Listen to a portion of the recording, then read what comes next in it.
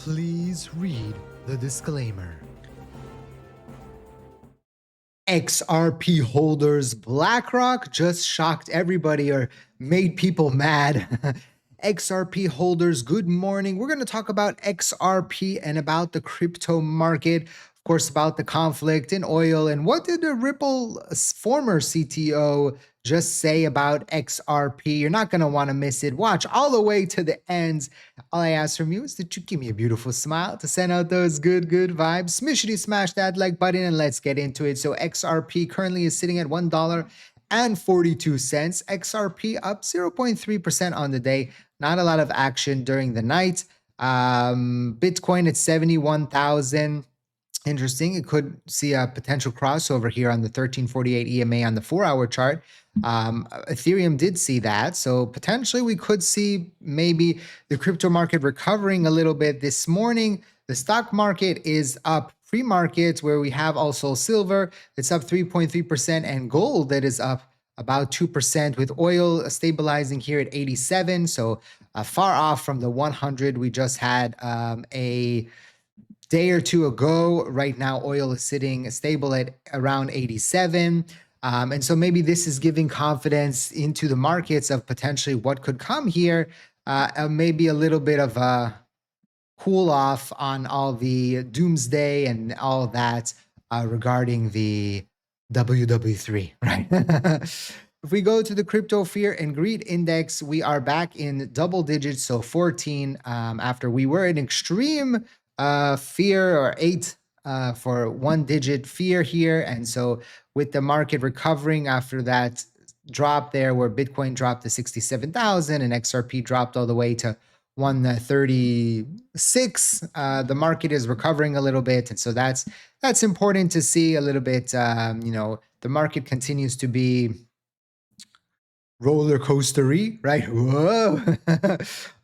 But this is the new normal that we are sitting right now in the crypto market. Again, we've talked about what I think are the factors that could move XRP and the rest of the crypto market up. But that will be, time will tell if that will actually play out or not. If you haven't yet subscribed to the channel, right, and you keep coming back to see my beautiful face, now's the time to, and I'm a humble guy, right? Now's the time to subscribe and ring the bell so you get notifications about new videos that drop. It's very important that you don't miss out on any big news that comes out. You got the notifications, you're like, oh, I'm not going to miss this, right? Very important. And you can be first in the comments, be part of the notification nation.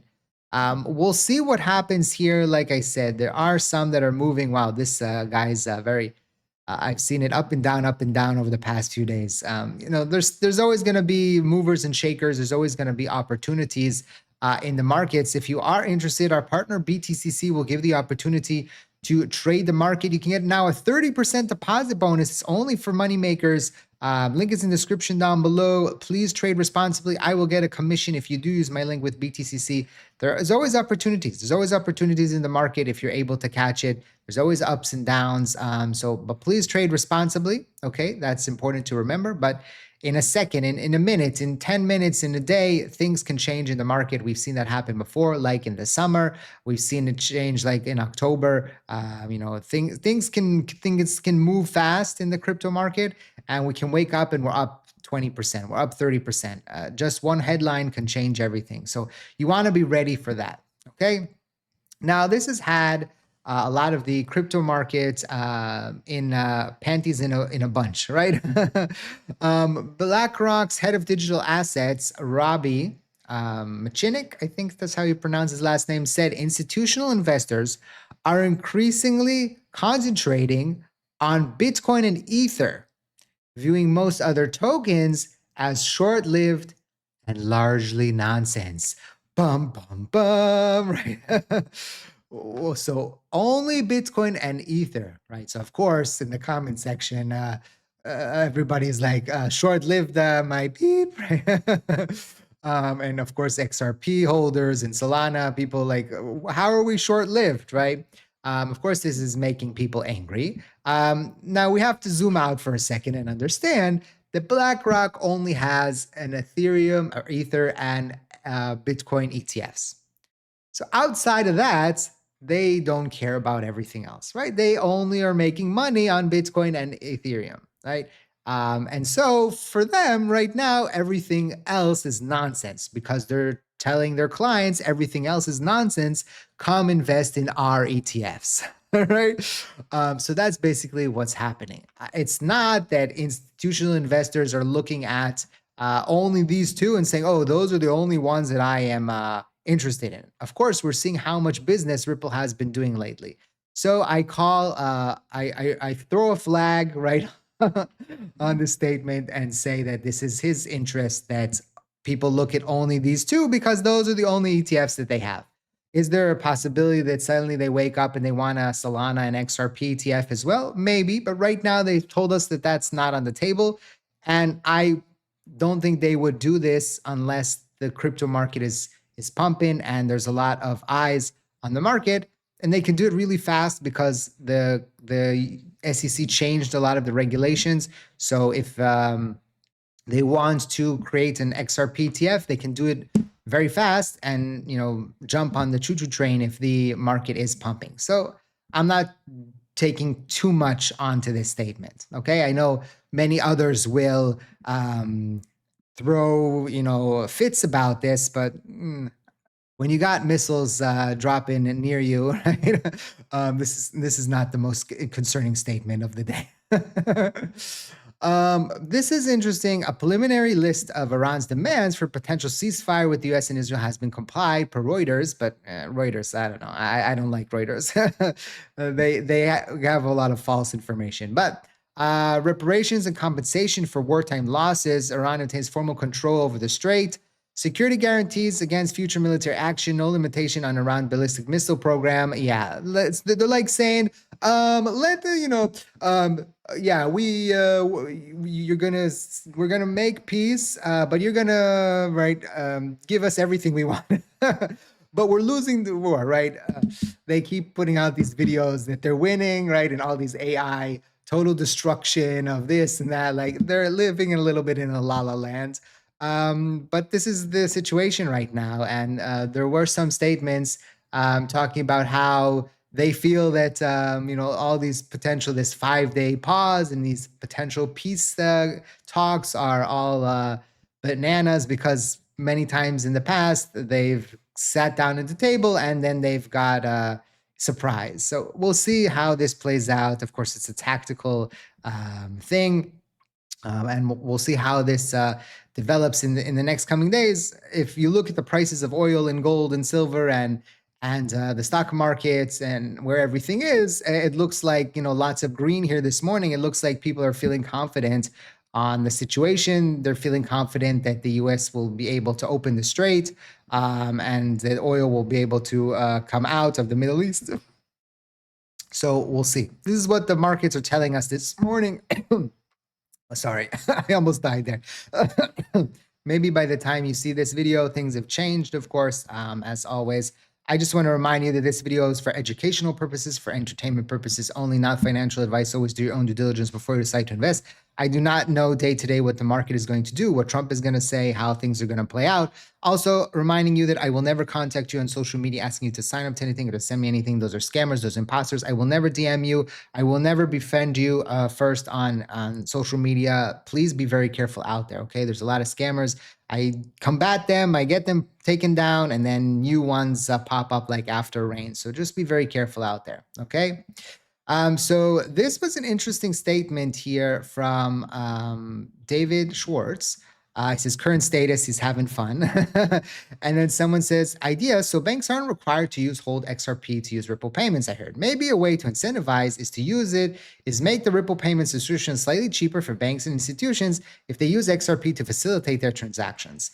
And David said, we've definitely talked about doing that. My position is that if something about XRP Ripple's relationship with XRP actually makes it cheaper, better to use XRP, then we should reflect that. But I'm generally opposed to us giving people artificial incentives to use XRP even where it's not their best choice.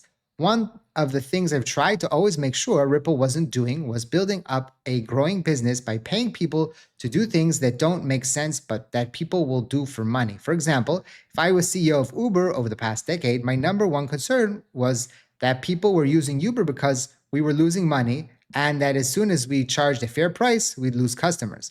It's perfectly fine to lose money to build a business and to give people incentives that don't really make financial sense for the business to sustain in a long-term grow a new technology. But generally felt that if we had to do that to get people to use the product and services we wanted them to be using, we were probably doing something wrong. What I generally prefer to do is to reduce the risk of and eliminate any obstacles to our customers using XRP, XRPL, and other technologies that we want them to use. I prefer we use discounts and subsidiaries only where they affect either reflect a real benefit, for example, if it costs us less, or where they incentivize taking initial adoption risks. So this is interesting, and it's all about business and theory and how to get people to actually use your product. And there's different schools on how to do this. But it's interesting, this theory that, oh, if we make it so cheap, then everybody will want to use it. But then the company is not making money and we can't sustain it and the product is going to fall on its face. There has to be a balance, right? There was a time here that story time that there was like a new coffee thing, Coffix it was called, and they were selling coffee really cheap. And they said that their whole business model was working on volume. If they made enough volume and they sold the coffee cheap enough, then they would able to sustain. They also sold other stuff. It wasn't just coffee. And what happened eventually, it fell on its face because they didn't sell enough. There was all kinds of COVID and everything that happened in war, right? And so many of the times they were closed, and so they couldn't, they didn't take into consideration that there's going to be times where there's very low volume, winter, right, and things like that. So eventually their business model did not work. It worked for a short period of time, but for let's say 10 years, it wasn't successful. So it's always about the balance, selling enough and having enough of a profit margin, right? And so it's an interesting theory here of XRP. It's saying, oh, if we give it to them, to the banks or to the financial institutions at a very cheap price, then they're going to use it, and potentially that will mean that more XRP will be used, and then the price of XRP potentially will go up. And I understand that theory and why people would think that would benefit, but it doesn't mean per se that it would be good for XRP price. I don't know. We'd have to do the calculations, but I believe that David and the team at Ripple have done those calculations. So for now, they're not doing that. You have to remember also that Ripple and XRP were like untouchables for a very long time because of everything that was going on with the SEC. And it was very hard for them to do business, right? But now it's a lot easier. So when it's hard for you to do business, maybe you'd want to give incentives because it's hard for you to get into the front door. But now you're meeting with the president, you're going to the White House, right? It's a little bit different and doors open a lot easier and you don't have to give these incentives. Let me know in the comment section, what do you think from a business standpoint and from XRP price standpoint? Just in, Ripple joined Singapore Monetary Authority Bloom initiative, partnering with Unlock to pilot cross-border trade settlements using XRP Ledger and RLUSD stablecoin. So just see, the next headline here is that XRP has now a partnership, or Ripple has a partnership with a Singaporean authority. And so you see, doors are opening up. Singapore is one of the hardest places to do business. They are very strict. And Ripple, because all these doors open up because of the SEC and the whole thing around that, now doors are opening up with governments, with government agencies, with companies. And so this is a totally different scenario and a totally different situation. And of course, this was, from XRP gold, right? XRP joins oil and gold as a major commodity asset. If you think about it, right? All these assets that are now considered commodities, right? Because they're not securities and have big market caps that are now like on the same, maybe living, not the same market cap wise. Of course, gold and silver have a huge market cap there, but we are seeing, XRP kind of move into a different stratosphere here. And I know that a lot of people are still, of course, like we talked about BlackRock with their statement, but I think that XRP has moved into a different category with this declaration by the SEC and the CFTC. And it will be very interesting to see how XRP is looked at 5 years from now, 10 years from now, will you see a lot more of companies like Goldman Sachs, for example, that now has XRP ETFs in their portfolio? Will you see more having, same way they will have gold and silver as diversification, have XRP or maybe a basket of cryptos in their portfolios? So it's going to be very interesting. Let me know in the comment section, what do you think? Don't forget to smash the like button. Did we get 1,000 likes on this video? Let me know. Don't forget to check out the links and to subscribe to the channel. Thank you for watching. I hope to see you next time. And like I always say, let's make a lot of money.